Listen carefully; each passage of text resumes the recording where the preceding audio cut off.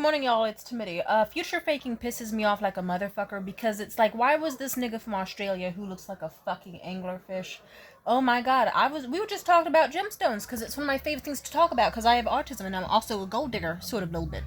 And I just was like, oh hell yeah, I found this great lady overseas in China. She sells Ethiopian and like Australian opals for like super super cheap. I hope that when I finally am able to get some when the international ship dies down, then that can really happen for me. And then this nigga went ahead and he was like, ooh. Like, I forgot that he's currently traveling in Australia, so he was like, oh, maybe I'll have to bring you something while I'm out here and bring it back to you with a little winky face. And I'm like, oh, that could be cool. Do you promise? And then he was like, oh, uh, yeah. I could see what I could do. What kind of thing would you want? And I looked up some photos of some opal jewelry and sent it his way. I said, these would be nice, like something for a pair of earrings or like a ring. But, I could also deal with like, I don't know, I could deal with like a nice rough lot. And, mind you, before that, he was like, oh, yeah, I could see what I could do. I could see if I could get, something, a nice little cheap opal lot for you, like, or some nice cheap opals and bring them from Australia to you. What kind would you like? I told him the type I would like. And then he started kind of switching up a little bit, and he just started sending way too many winky faces and was like, what would you do for me instead? What kind of gift would you give to me instead? Mind you, we just started talking. And I was like, oh, like what? And then he said, I want you to guess. And no offense, maybe it's because I've been watching a lot of Shira 7, and I just kind of thought to myself, this nigga seems like he's in his feminine energy. Or maybe it's just the fact that it's like, he said he's the one who suggested it in the first place, and he acted like it was going to be some sort of thoughtful gift to me. But now he seems like he doesn't want to do it unless I'm going to do something for him. And I just kind of told him, it's like, you know what? If it is just kind of like a gift that has strings attached and it's not done out of the kindness of your heart or because you want to, it's just done because you kind of want something back, then maybe it's not for me. Like, at first I was gonna suggest, like, baking or something, but I don't know, like, what the fuck would a nigga want? I just started talking to you. But it's just like, yeah, nigga, I can't get you a PS5 or nothing, and you said yourself it was cheap opal. But either way, I just kind of was like, actually, I think I'm good, because I don't like gifts with strings attached. And then he kind of was like, no, I'll still get it. And I was like, oh, okay, cool. But lo and behold, like, I still was like, oh, yeah, and I don't know, what type of things do you like baked, or what are your interests? And we tried to resume conversation, but simply put, he's, like, stopped responding, and he used to respond, like, super, super quick. So it's like, he could have just lost interest, but at the same time, no offense, the energy when he was typing, it just seemed like more and more like he just didn't want to do it unless I was going to give something back. So I don't really think I'm missing out. Because niggas love future faking. They love the idea of just saying whatever the fuck without actually needing to uphold it because it kind of will reward your brain. You'll see them as sort of more of a prize. Like, for example, if a dude looks like a fucked up version of Steve Buscemi mixed with that one Vector nigga from Despicable Me, simply put, you aren't gonna really see him as that attractive. You might still talk to him for whatever fucking reason if you're insane, which I am, to an extent. But simply put, if he's like, ooh, look, what if I got you a bunch of opals, your favorite gemstone that you just happen to like? What if I did that for you? But then, what if he came, like, you would probably be like, ooh, la la, I should talk to him more, because then I can get opals. And then imagine if he came back to America empty-handed and was like, oh, I forgot. Anyway, you should still let me fuck you. Or you should still do this and that with me, because hey, I can give this to you one day, and then that day will never come. Like, it's a tactic that I've heard men use a million times over. Like, it happened a lot for, especially in sugar baby communities.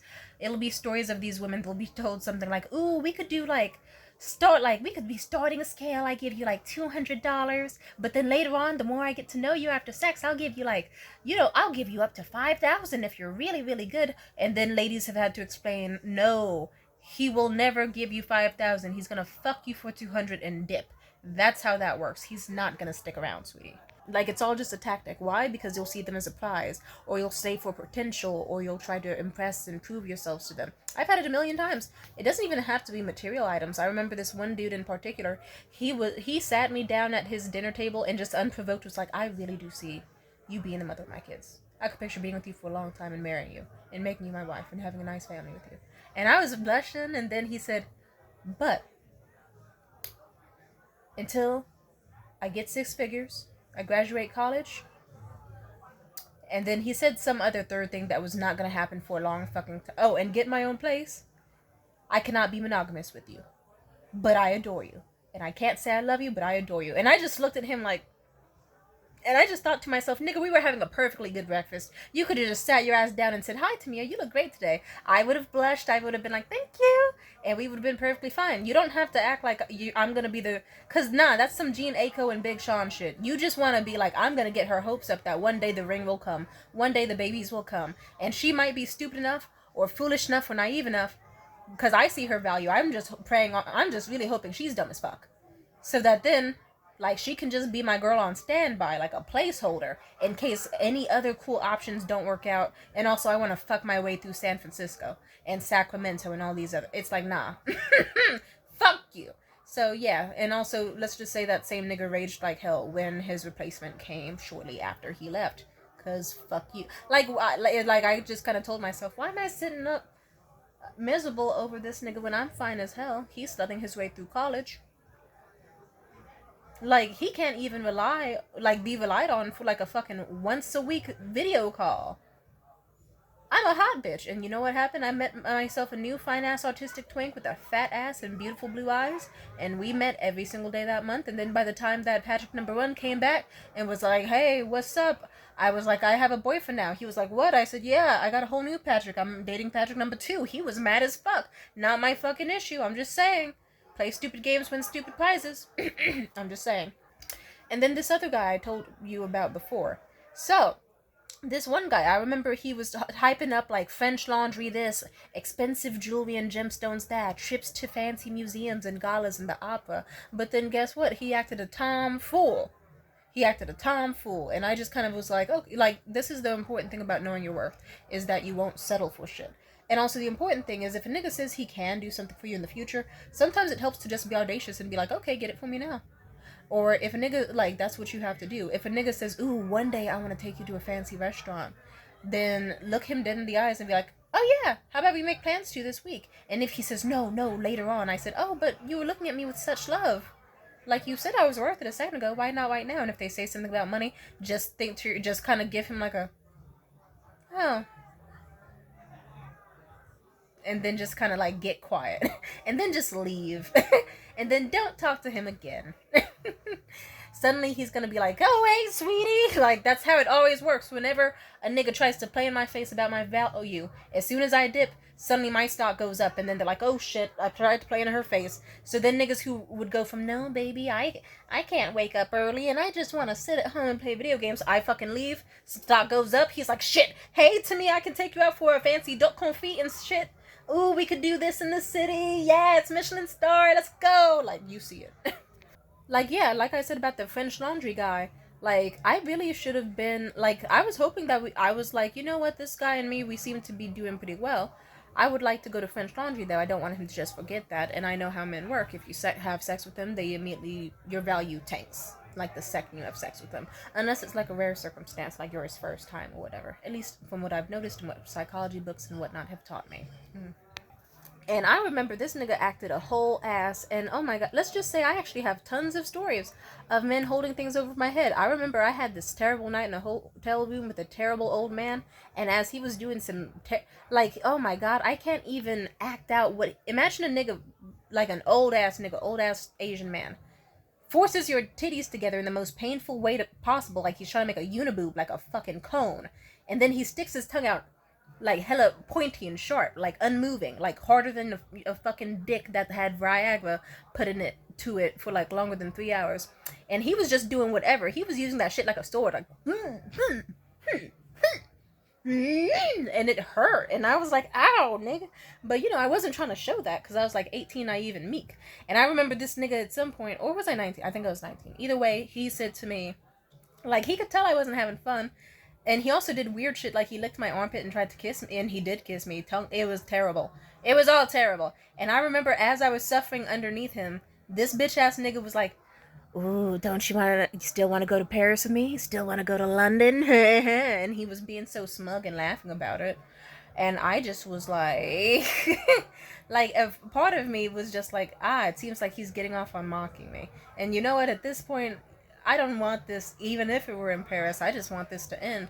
Let's just say he also tried some terrible sexual assault, like stealthing shit on me. And let's just say it's very good as a lady to have extremely long nails and a lot of audacity. Let's just say, and also quick on your feet. grabbed him by the nuts. I was like, oh, I see what you're doing. Oh, no. Also, get off me, I have to pee. That's always what you do. If you think you're gonna get raped, say you have to pee. And if not, start fighting niggas. That's all I have to say to you. If I could rewind time, that, like, I'm just saying.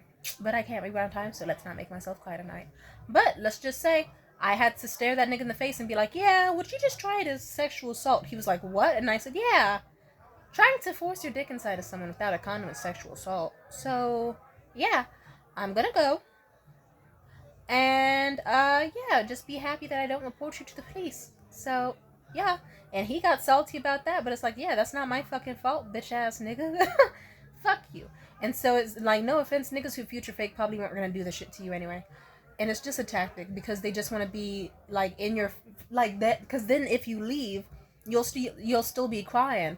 Like, think about it. Even for like normal relationships, vanilla ones, it'll be girls being like, oh my god, I left before, like, yeah, sure, I stayed with him for like months and months on end, or years, and he said that one day he would finally, get me flowers, and one day he would take me out to a high-end restaurant, and you get the feeling like, oh shit, you quit way too soon in the game, kind of like how gamblers feel, where it's like you keep betting, keep losing, but then eventually, like, if you were to leave, you'd be like, shit, but what if the jackpot was right there and I left beforehand? So sadly, that's a tactic that people use often because they just kind of think, hey, there's no way that this girl or this man or this whatever would fucking dip before this elusive carrot I'm dangling over their face. And sadly, I have been in some traumatic situations from that. In fact, I would tell one more, but let's just say I don't want to get too angry tonight. But let's just say it was some. Yeah, let me not talk about it. I'm just saying, if a nigga is making you promises, make sure he upholds it. Because, funny enough, with the French Laundry dude, he also, I remember at some point, he was like, yeah, I'm in New York, I'm gonna be back in California eventually, and I made it clear, like, oh, is it cool if you bring me a memento from New York? He was like, what kind? I said, I love jewelry, and I love gemstones, anything like that? And he was like, hell yeah. And but then time went on, time went on. But then eventually, guess what? Even though he couldn't exactly go to or he chose not to, or whatever fucking reason, he still was like, hey, guess what? I didn't forget about that memento. I didn't get you one from New York, but I got you something better, and that's how I got my little 14 karat gold and diamond like little opal necklace pendant, and that's how I got that. I'm just saying. So make sure you make men uphold their promises because the ones who are worth their shit will value you more because of it, and the ones who think you're fucking stupid, if you were to dare be like, okay, if you value me, do this. If you value, like, it's like, yeah. I'm just saying. Like, if I could go back to patch number one at that fucking, sorry, stupid niggas outside screaming. If I could rewind time and tell niggas, hey, like patch number one, I would have said like, oh, okay. Well, if you value me and see me as a wife so much, you would be monogamous. So I'm gonna take it that you don't see me as a wife because you would not risk me being snatched up by someone else. But it's okay. I didn't have to tell him because he eventually got shown and he cried his ass off about it. So womp womp, nigga. I'm just saying. Oh well. But don't worry. Sometimes I reflect on certain stories and like moments with people, and I have to be like, oh, okay, I'm sad over this breakup. Am I truly sad about this breakup because I miss them, or am I sad just because it would have been really nice to go to Truckee and Lake Tahoe? Do I really miss this guy? Like, sometimes it's like, okay, do I really miss this bitch ass nigga, or am I just sad that I won't go to Lake Tahoe in the winter? Do I miss this nigga, or am I just sad that I won't be at Lake Tahoe in the summer? But then sometimes you have to tell yourself, I can still do those things, just not with them. Trust me, I had a nigga I dated in high school who always dangled Japantown over my head, dangled. Because, like, he figured he could control me better that way, and sadly it worked, but it's okay. Because now I've been to Japantown with a million other people. A million other people who were a million times, no, billions times better. I'm just saying, if you don't get it from them, it doesn't mean you won't get it.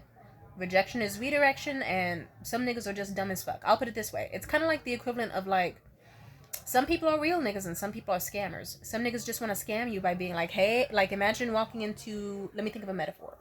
Like, for example, I guess this is a good metaphor because it actually happens to people. A real rich nigga will be like, hey, I like you, and how much does that purse cost? Cool, I'm going to cash out you the money immediately off the bat because I want you to be happy. And then they cash up you the money off the bat. No hesitation, no guilt tripping, no anything. Just off the bat. And it feels great.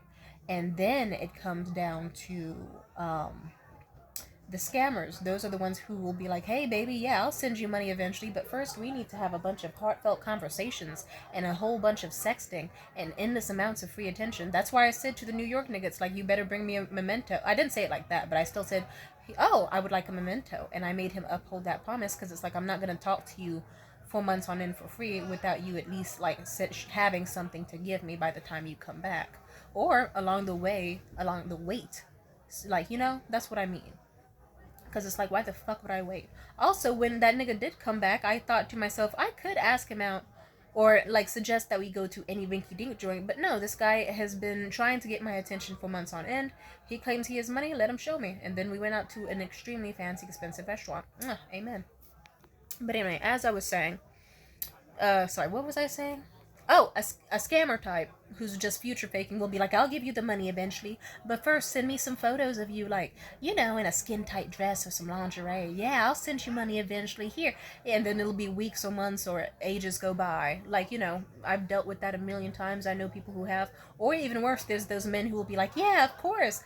Listen, I refuse to use traditional methods like Cash App or Zelle. How about this? How about you give me your bank account information and you send me $200 so that then I can give you 500. And those are the scammers that want you to give something first, but then secretly they're never going to give you anything back because they really were just planning to take what you had and dip the whole time. That's what future faking is, for example. So some people do that romantically, and like, I'm just saying, if a nigga really likes you, he'd be doing that shit up front. There'd be like, there'd be no, one day I'm gonna take you out to a fancy dinner, but first you need to change your hairstyles and mannerisms and this and that. There'd be no, one day I'm gonna buy you this dress. Like, if I could rewind time to one birthday I had, I'd be like, oh, okay, you wanna buy me these dresses for my birthday? That's months away? Then buy it. You wanna know what happened? He didn't buy it. And like, he acted like he was gonna buy it, and then he actually showed up to my birthday with some fucking clearance pins that he probably stole from fucking Walgreens. And it's like, wow, nigga. So, and yeah, that relationship, he did not value me. That same boyfriend, I remember he ate all of the wings I paid for. 40 fucking bucks worth of Wingstop on my own birthday. He left me with 5 rings, 5 single wings. And he ate every single other ring on that plate. It was probably even more, like 50 bucks worth of food. He was terrible. Yeah, moral of the story, date men who value you. Date men where it's like off the bat, if they like you, they will send that money. If they like you, they will do the action and they won't make you wait. They won't be like, yeah, I'll think about it. Maybe. Oh, if you do this. Oh, if you do. They'll just do it. They will not make you wait or hesitate. It won't be a I guess or oh you haven't. It'll, if they love you and they value you, it'll be like, yeah, sure, and they do it. And this even goes for like other actions. Like I have an ex who took fucking 3 years to brush his teeth. Fucking terrible. But it's like, yeah, that's not a nigga who values me enough. Until I, of course, left. Stock went up. Pathetic. Shame the world has to be this way, but it's okay because we're smarter than that. And we survive and thrive regardless. Amen. Peace out. Bye. Wink, wink, and then another wink.